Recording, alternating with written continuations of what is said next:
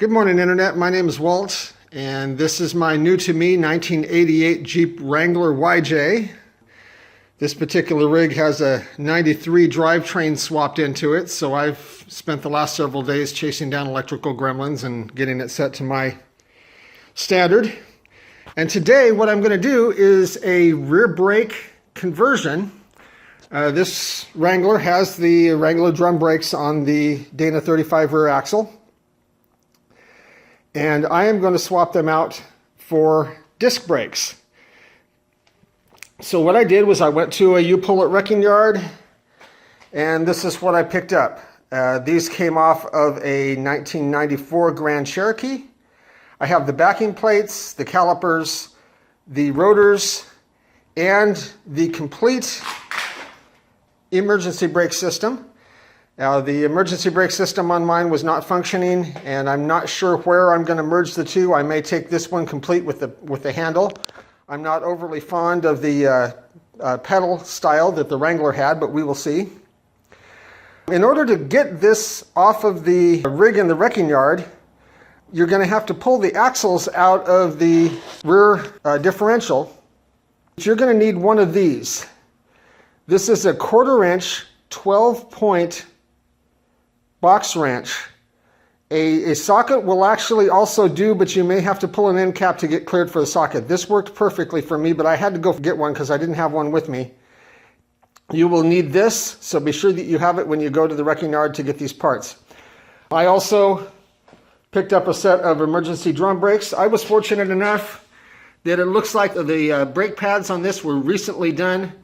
The emergency brake pads look kind of ratty, so I'm going to replace them. Now, before I start, just a little talk about the disc brakes. Obviously this is the first time and I haven't done it yet, so I can't speak from my own experience. But there's a lot of talk on the internet about whether this swap is worth it and why you would do it. Now, the general consensus is that the Wranglers are so light in the rear end that the difference in stopping power, do they stop any better? Some people say yes, some people say no. The jury's out on that. You're not going to see a huge improvement in braking, probably unless you have a load on. If you're towing a trailer, I would imagine that putting a little bit more weight on the rear axle, you're going to see some improvement there, because disc brakes are, generally speaking, superior to drum brakes. However, in this case, not that much. But I'm going to swap them out anyway because I hate drum brakes. I like the less maintenance of the disc brakes. I like the simplicity of them, and that's enough for me whether I get an improvement in braking or not. The final thing to say there is that there's a proportioning valve on these rigs that doles out pressure to the front and rear. Reports from people that have done this is that you do not have to mess with that the amount of braking pressure that you're feeding to the rear end, it works fine for the disc brakes, and nobody has said anything about having to change the proportion for the rear disc brakes. So I'm about ready to go. It shouldn't have to be said, but if you're going to do this, good jack stands, nice solid surface, because getting crushed by your Jeep is a really stupid way to die. And so I'm going to go ahead and pause the video for a second, get the wheels off, and we will take a look at what's on there and see what we need to do.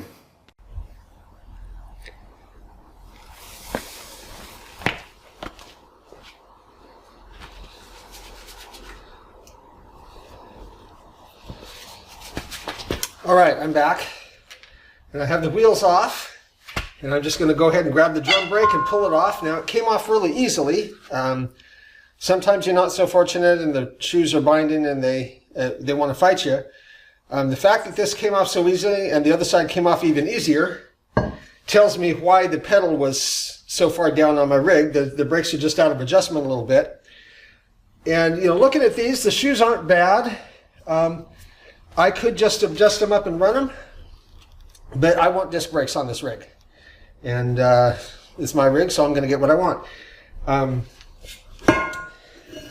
From the literature online, it was difficult to tell. The indications were that this rear axle in this rig would be a non-clip type, but it turns out that's not the case. This is a clip type rear axle. And the way to tell is to look on the face of the wheel mounting face here. There's no hole. in a non-clip type axle, there's going to be a hole between one of these studs, and that is to actually get a wrench, a socket wrench through and undo the bolts back behind to take everything apart. In a non-clip type axle, the axle is held in out here at the backing plate. In a clip type axle, which is what this is, the axle is held in with a clip inside in the differential in here. And so you guys are going to get to see me take this apart and use that 12-point socket after all. So I'm going to get myself positioned now that I've got the drum brakes off to take the cover off the differential. Okay, I got my drain pan. I got my 1/2 inch wrenches. And I'm ready to pull the differential cover. Now notice there's a little tag on here. Everything's really mucky, but that tag is going to give me information about this differential. It should give me the gear ratio and stuff like that, so I want to take note of that and make sure I don't lose it. And other than that, it's just a matter of getting those bolts off. So let's get to it.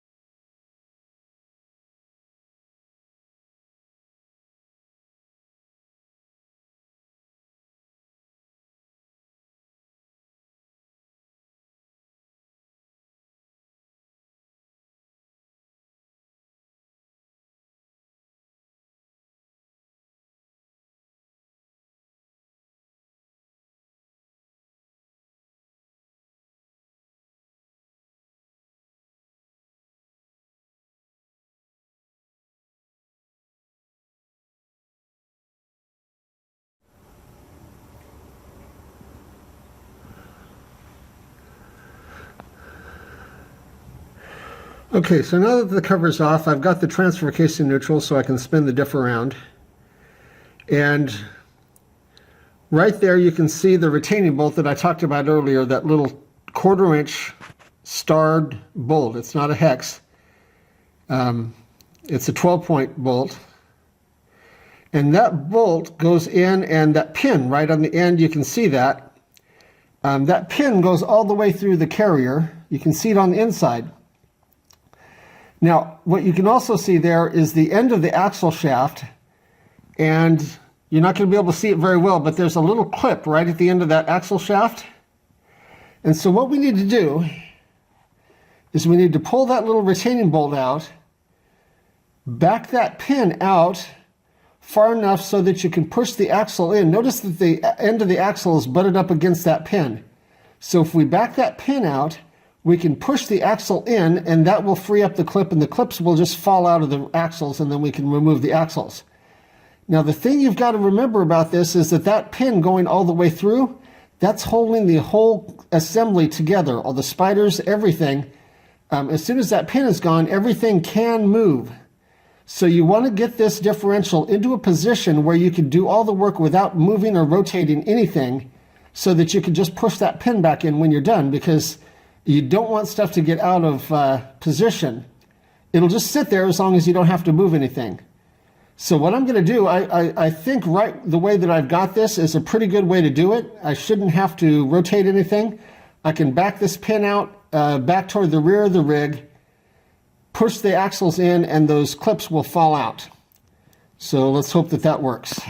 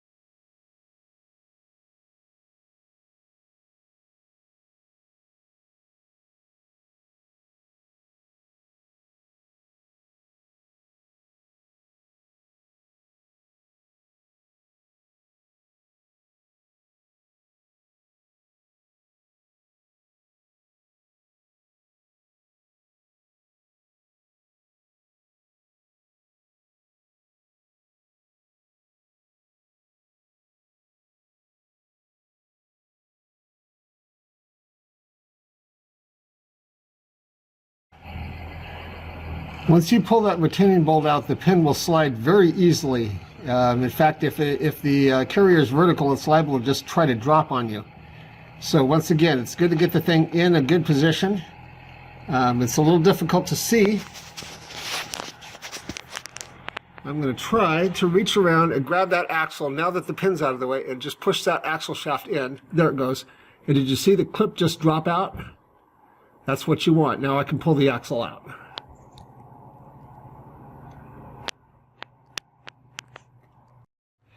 Okay, now that those clips are out, I can simply grab the axle and pull it out of the rig.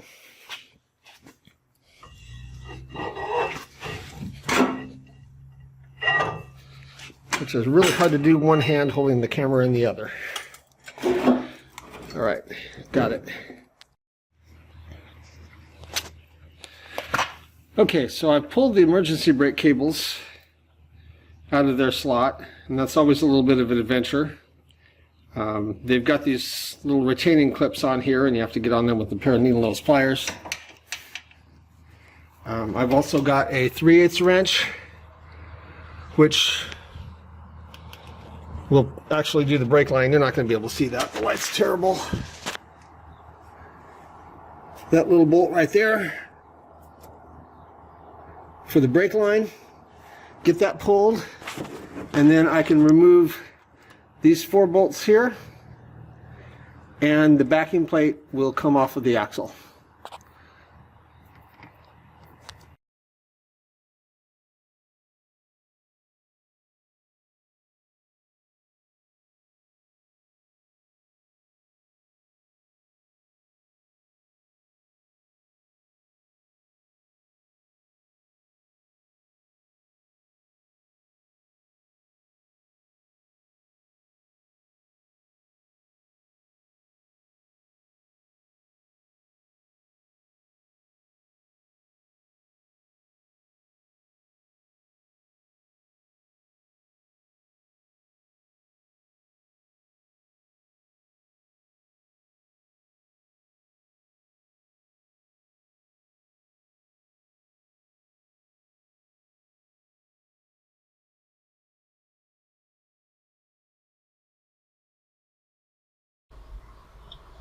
All right.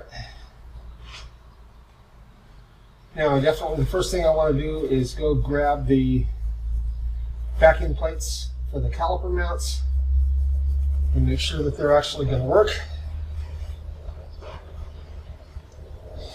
They should. It's just a Dane 35 axle, but let's check.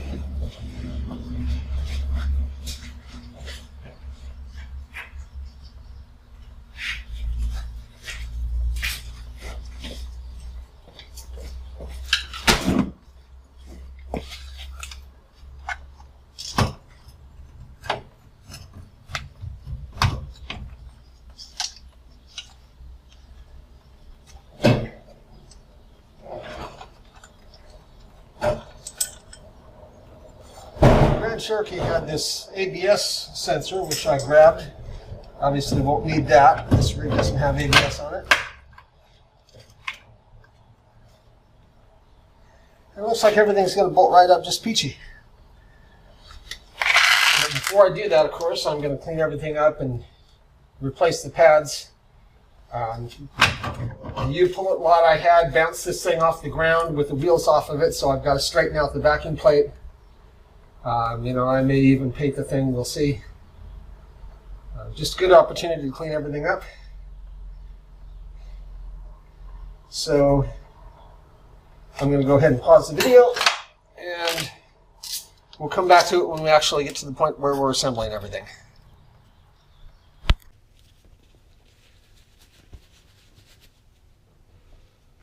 Okay, so several hours have passed since I signed off last.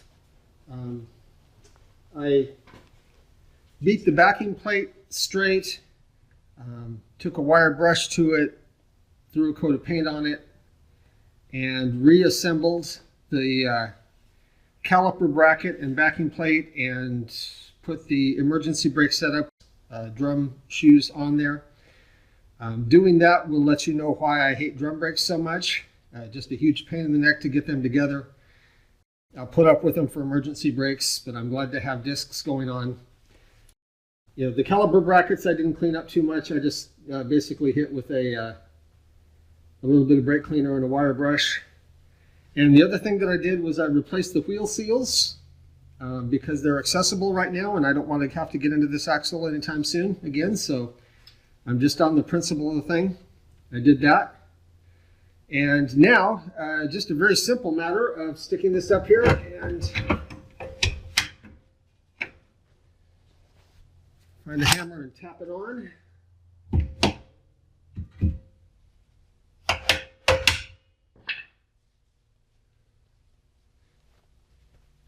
Put the bolts back on, which the bolts are now dirtier than anything else I'm working with. I forgot to clean them up. Or the nuts.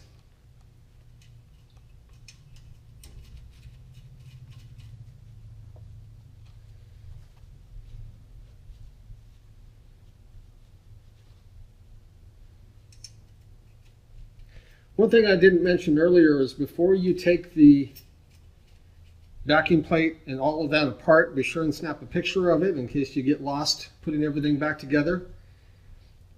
It's not that hard, but the e-brake lever mechanism right up in here definitely goes a certain way. And it's good to have pictures and documentation of all that so that you can tell what you're doing.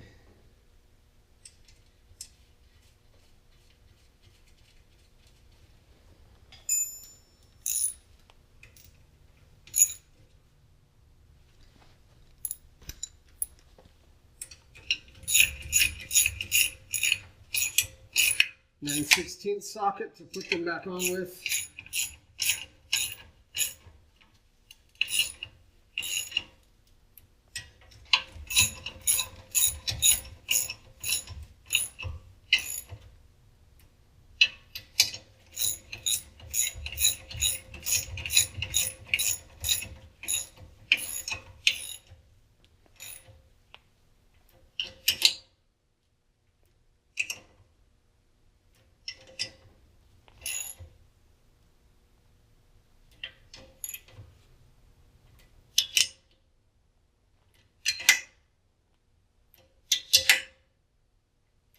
Okay.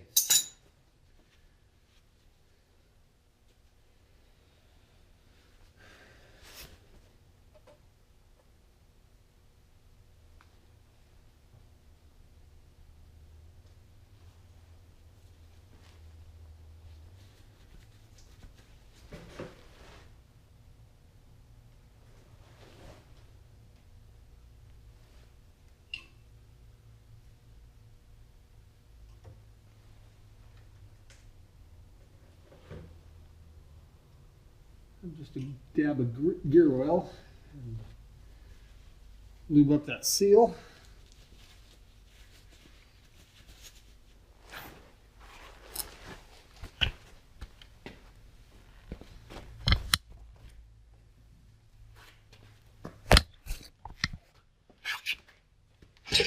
And then I can slide the axle carefully back into place.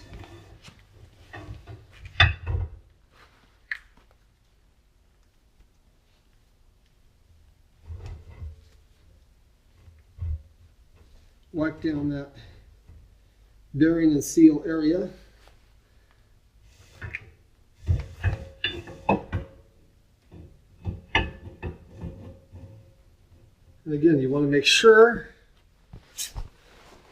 that you don't turn that differential. There we go. All right.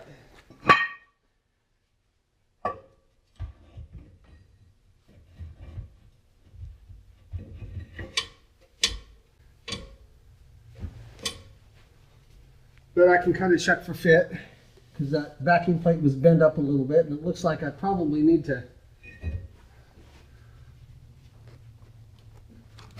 push it. Oops, there goes my light.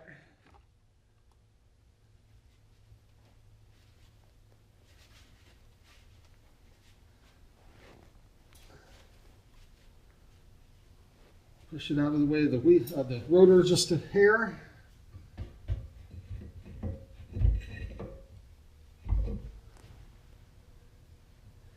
That's going to be just fine.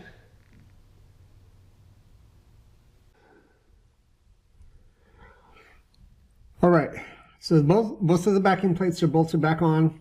The axles are in. I pushed that pin back in just to hold everything together. And so I've run the axles in till they hit it, but the clips are not back in place yet. So what I'm going to do is I'm going to very carefully pull this pin out. And I'm going to reach over and push the axle in. The groove becomes immediately very easy to see. All I have to do is slip that clip back into the groove and then push the axle, and the clip goes into a slot in the gear, and now it's captive. It can't come out. So, not a hard thing. I'm going to push the side in. Do the same thing over here.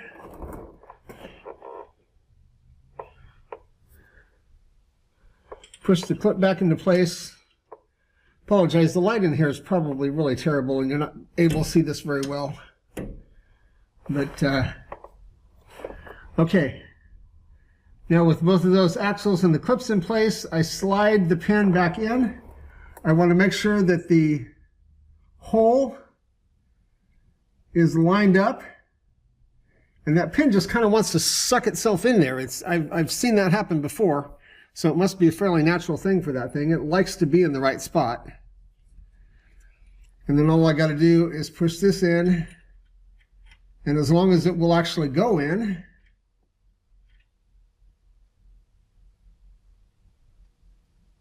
and thread, that means everything's in the correct position.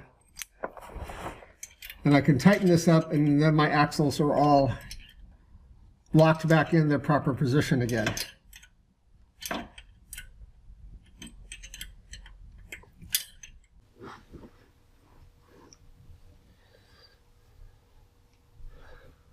Now before I put the rotors on for good, I want to get the emergency brake at least in the ballpark. It's a little easier to do before the calipers are on there, or the rotors on there permanently. There's a little adjustment wheel. I can get to it through the back through an adjustment port back here on the back. It's a lot easier to do just right here.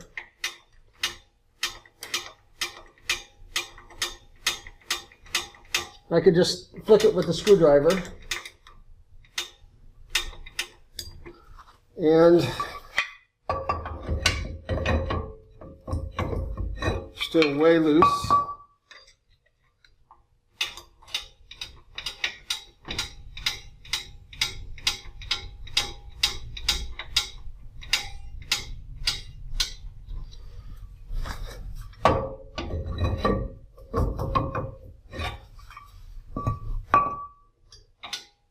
What I plan to do is basically run it out until the rotor doesn't go on, and then back it off just a little bit.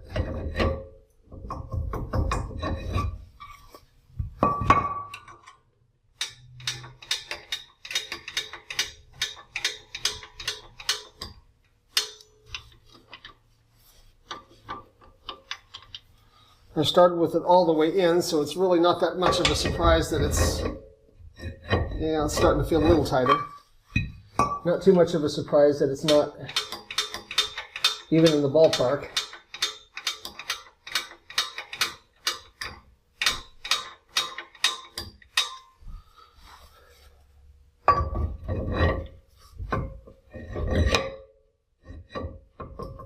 That's getting there.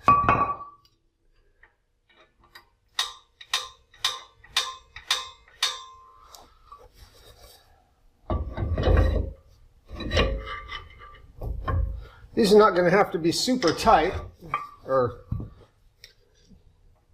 because there's a lot of clearance in that, a lot of travel in the e-brake lever.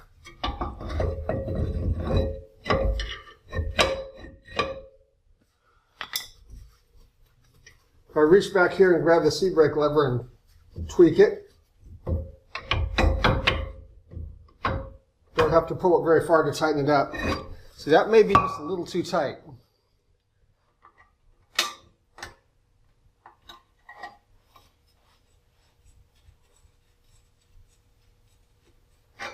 We'll back it off just a little bit.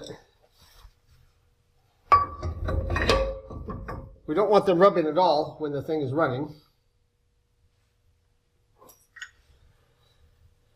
Okay, so with that adjusted somewhat close, I'm going to swing the camera around to the other side.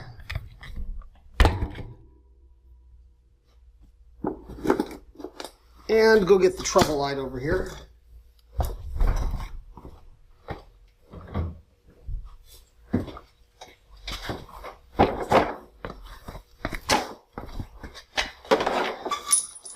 Have a lot better lighting if it wasn't so cold outside right now. It's really pretty chilly. So if I pull the garage door up, it gets uncomfortable really fast.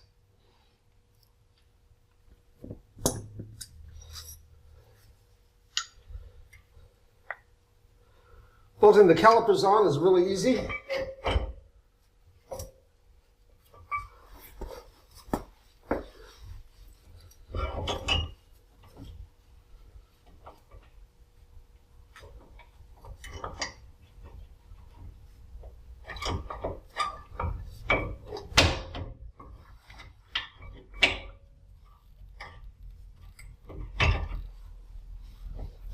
Oh, something to tap that with.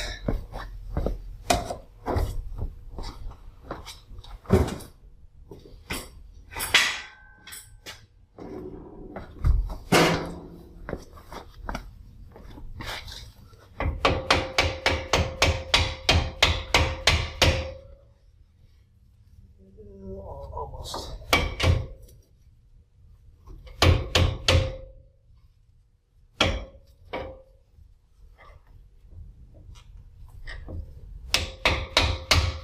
There we go.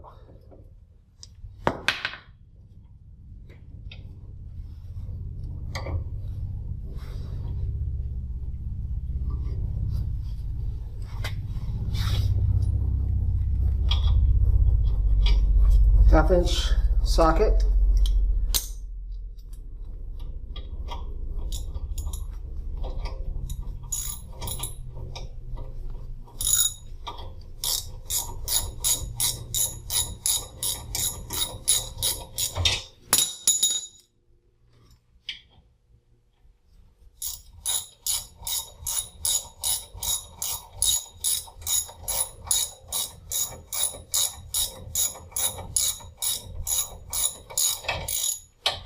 Actually, that's not a half-inch.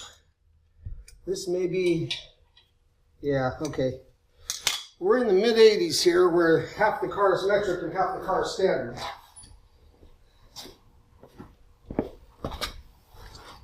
So we're probably looking at about a 12 millimeter.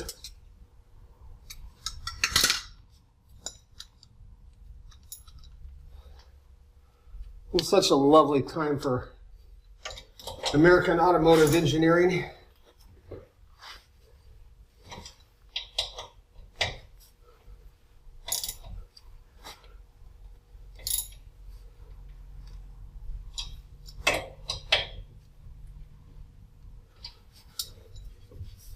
Okay.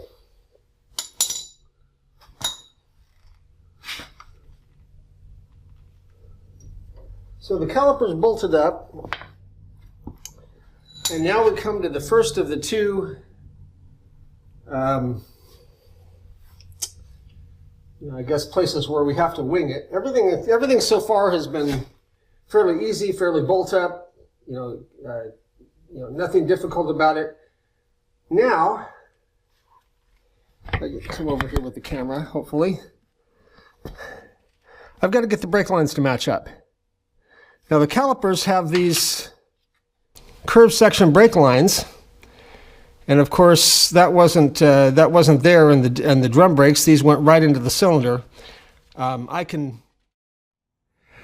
Okay, so The trick to this for me was to look on the right-hand side of the rig. I was looking on the left-hand side of the rig, and on the Grand Cherokee that I took these parts off of, the left-hand side of the rig was plumbed differently, and the parts sitting there just didn't suggest a solution to how to get the brake lines to match up. Once I looked at the right side, it became obvious, because see this loop in the soft line? That's the way this side of the rig, the right side, was plumbed. On the Grand Cherokee, the soft line came around in a hard loop and came down and went down by the axle, okay? Once I saw that, it became obvious that this line, which the hard line, used to run up right about in here, where the brake line master cylinder was, or slave cylinder was. It wasn't hard to come down and bend that down. It bends out of the way of the bump stop, which comes down on the top of the axle here. Bends down, bring it down, and take a tight loop, and the stock brake line just plugged right into my soft line. One thing that I'm going to have to do is I'm going to have to weld a little tab onto the axle right here to capture this mounting point. I do not want this, hanging free like this. This line will vibrate and it will work harden, and eventually it'll break if I do that. So I want to capture that hard line with the tab that's there provided for that purpose, and I'm going to have something on the axle. I could probably do like a C-clamp, a couple C-clamps with something to clamp it onto the axle, but I have a welder, so I'm going to have to weld it. I'm going to go ahead and weld it right on. And so I've actually got this plumbed up, and I bled the brakes last night. And having done this side that way, if I move around to the other side of the rig, now on the left-hand side of the rig, things were different. On the Grand Cherokee, see if I can get a light here that will actually help us. Okay, there. On this side of the rig, this line, which I duplicated the loop, but it headed off up toward the front up here. The brake line on this side was run differently on the Cherokee on this side than it was on the other one. But I've just duplicated the loop in the other side, brought this down much the same way. So both sides look the same. I have the brake line coming down and then swinging up, and I have a tab right there that I can lock that line down with. And so I'm plumbed, and that was nice not to have to go out and buy any brake lines or do anything exotic there. Again, the only thing I'm going to have to do is weld a tab, but I'm comfortable with that. And so at this point, I've got two things left in the process. I've got to button up the rear end, which I'm going to do next. And I've got to figure out my emergency brake lines. So for the emergency brake, I'm really leaning towards using the pull handle that came off the Grand Cherokee. I like these a lot better than the foot switches, as I mentioned before. And it looks like I can stick this right down on the transmission hump. There's enough room underneath, and maybe modify it in there a little bit. But the actuating, that lever on the bottom of it, can hang down underneath the Jeep. And it ought to be just about the right height to catch that cable. And I don't know, the Cherokee is obviously longer, so that cable is probably going to be too long. But I may be able to run just a bolt, a threaded rod or a bolt, directly from there to there, down under the rig, and then just bolt this up underneath the transmission hump. There's plenty of room up in there, like I said. Hopefully that's going to go really well. Okay, so I'm under the rig working on the emergency brake setup, and I decided to kind of try to start from the middle out. I've got plenty of cable in the back, so there's no problem there. And I've got this bracket that came off the Cherokee. Now there is a kind of a little transmission hump thing on the bottom of the Wrangler, and as you can see, that bracket fits so nicely up in there. It just snugs up in there perfect. You got to think that's what they were intending. I don't know if any Wranglers had a center pull brake system, but if they did, this is certainly what they did. You can see I had to drill, there's a couple bolts, one there, I had to drill them out and bolt it through the bottom of the floor. And let me show you really quick.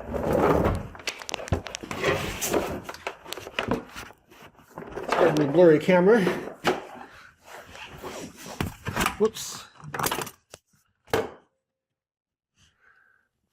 That's where those bolts are on the inside of the cab. So they're right in the center, right on that little ridge, and that bracket just snugs up in there perfect. Now while I'm here, I'm going to show you, just up from that a little ways, just in front of the selector, this is the hole that I drilled to mount my emergency brake. And you can see I've got the oval hole. I did that with a hole saw. Clean it up a little bit with the die grinder. And then this hole right here is the other one that I drilled. These guys were already there. I don't know what they were for. But and I have the emergency brake lever. Go ahead and shut that thing down. And if I put it through the hole,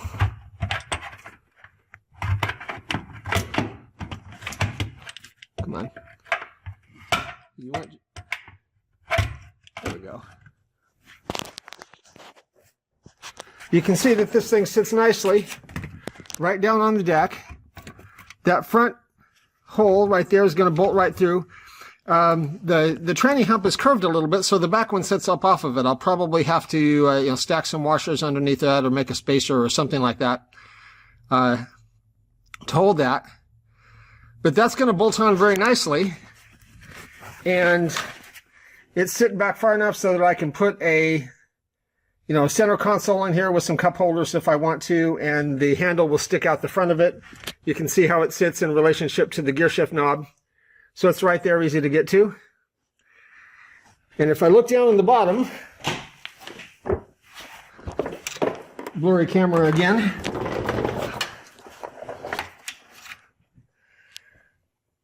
There's my lever.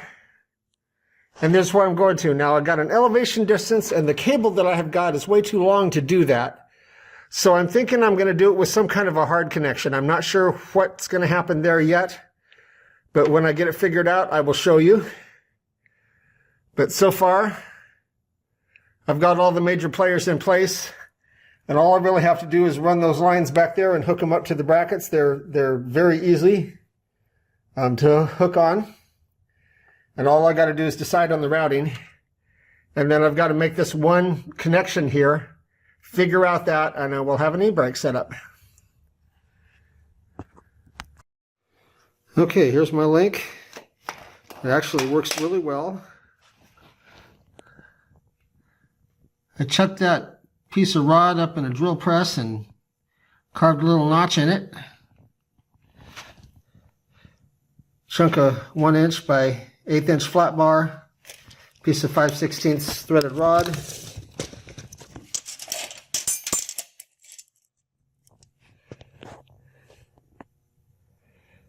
Threaded rod's about 4 inches. Whole thing's about 1 foot to where the angle starts. I'm going to guesstimate that's not quite 45, maybe a 40-degree angle or so.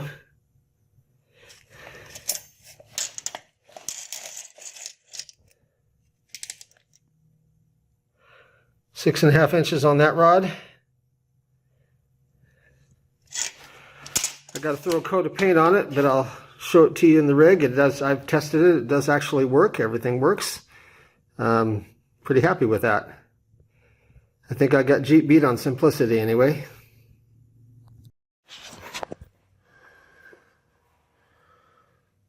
Okay, so I think we're wrapping this project up.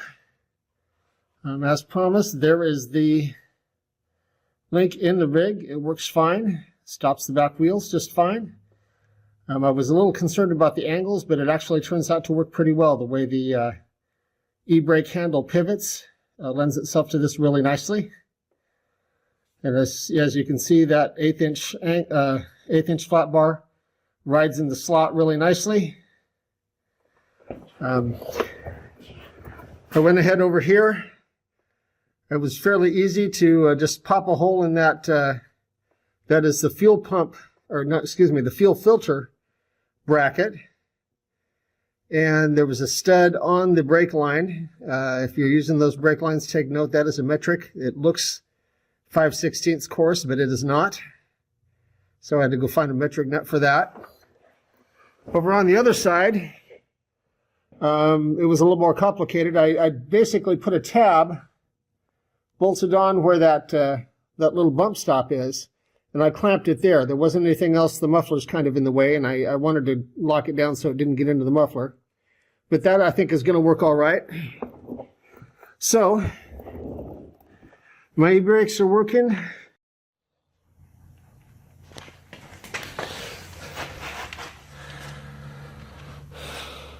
All right, guys, I've got the tabs welded on and the brake lines all locked down. I'm going to try to hold the trouble light and the camera and show you what it looks like. So those, of course, are the stock tabs on the flexible lines. And